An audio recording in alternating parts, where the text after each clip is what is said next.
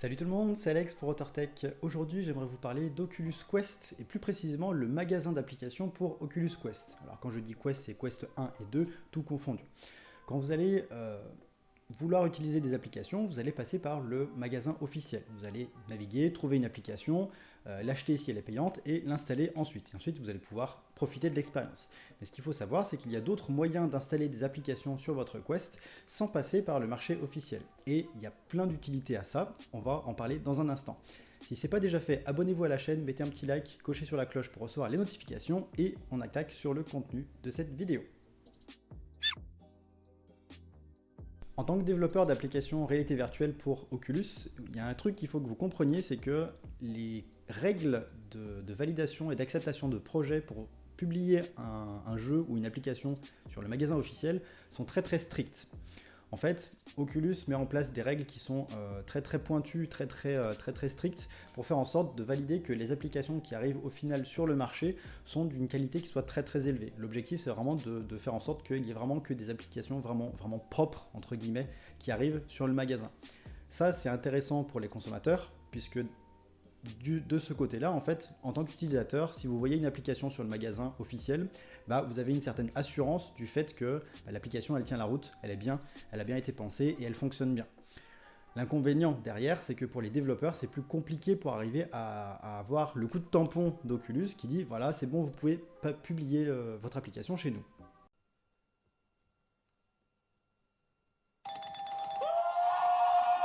Donc face à ça, c'est bien d'avoir ces restrictions, mais c'est assez limitant. Et en tant que peut-être utilisateur assez intensif, vous aimeriez pouvoir tester plus d'applications qui sont peut-être un petit peu moins polish pour expérimenter des nouvelles choses.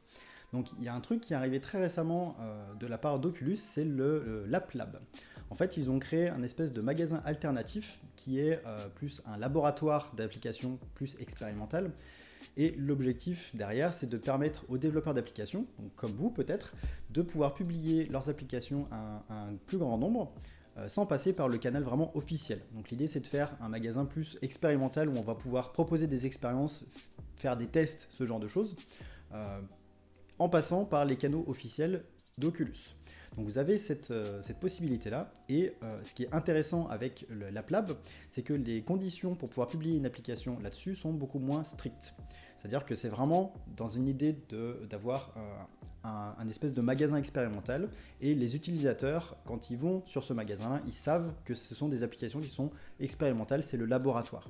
Donc en fait, c'est une façon de faire d'Oculus pour faire en sorte qu'on ait d'un côté le magasin vraiment officiel avec les applications entre guillemets finies et les produits qui sont vraiment de qualité très élevée, et de l'autre côté on a un autre canal qui est plus développement, test expérimental, où là quand les utilisateurs vont dessus, ils sont déjà au courant, ils sont prévenus que les applications qui sont disponibles dessus sont peut-être pas tout à fait finies, pas tout à fait super au niveau de la prise en main et du ressenti, voilà tout ça.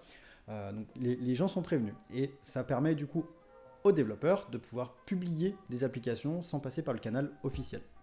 Maintenant, si vous n'avez pas du tout envie de passer par le magasin Oculus pour publier vos applications, eh bien, il y a également une autre alternative que vous avez qui s'appelle SideQuest.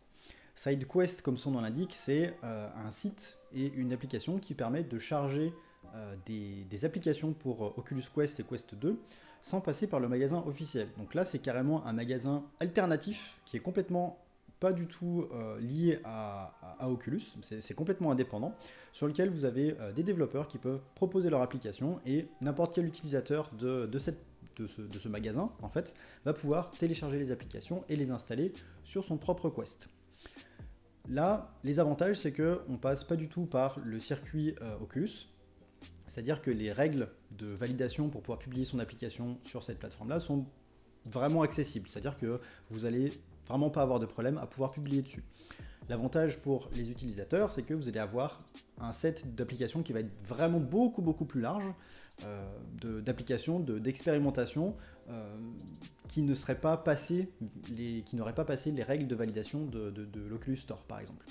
L'inconvénient, c'est que mécaniquement, s'il y a moins de vérification à l'entrée, eh bien, il va y avoir plus d'applications qui vont moins tenir la route. Voilà.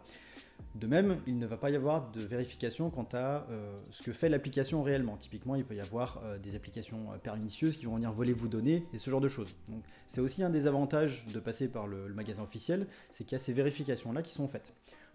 À chaque fois que vous allez passer par un magasin alternatif, que ce soit pour de la VR ou même pour votre smartphone, typiquement sur Android, ça va être la même combat, entre guillemets. C'est-à-dire que vous allez avoir des vérifications en moins, donc plus de contenu. Mais ça reste quand même un biais très intéressant pour découvrir des nouvelles choses si vous êtes en manque d'expérience en tant qu'utilisateur.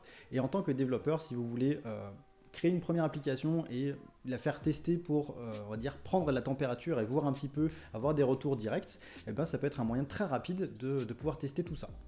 Et enfin, histoire de vraiment balayer toutes les possibilités d'installer des applications qui ne sont pas officielles, c'est tout simplement d'être développeur et de créer votre propre application et de l'installer à la main sur votre casque. Et pour le coup, au fil du développement, vous serez obligé de faire cette manipulation-là avec les outils de développement, typiquement ADB et tout ce qui va avec la suite Android.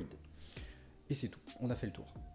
Voilà, c'est tout pour cette vidéo. Alors, j'aimerais juste finir par un petit disclaimer concernant les marchés non officiels. Comme je le disais au fil de cette vidéo, qui dit marché non officiel dit moins de vérification quant au contenu de l'application et quant à ce qu'elle fait réellement. Donc, ça veut dire que lorsque vous téléchargez une application qui vient de l'extérieur du magasin officiel, il y a des risques que cette application-là fasse des choses qui ne soient pas forcément voulues de votre part. Typiquement, accéder à des informations personnelles, ce genre de choses. Alors, ça ne veut pas dire que toutes les applications des marchés alternatifs font ça, bien au contraire, mais ça veut dire surtout qu'il va falloir faire beaucoup plus attention à ce que vous installez. Sur le magasin officiel, vous pouvez tout télécharger sans vous poser de questions, il n'y aura aucun souci. Sur un marché alternatif, prenez le temps de vérifier ce que fait l'application, s'il y a déjà eu des retours, s'il y a eu des commentaires, ce genre de choses, pour avoir un petit ordre d'idée de qu'est-ce qui se passe réellement. Voilà. Au-delà de ça, c'est une super opportunité que vous avez de pouvoir découvrir des nouvelles expériences en tant qu'utilisateur. Et en tant que développeur, c'est un très bon moyen de pouvoir diffuser plus facilement les versions de votre application. Voilà, cette fois c'est tout. Merci de l'avoir regardé cette vidéo. Mettez un petit like, posez des commentaires si vous avez des questions ou des retours par rapport à ça. Et sur ce, je vous dis portez-vous bien et on se retrouve la semaine prochaine pour une nouvelle vidéo. À bientôt!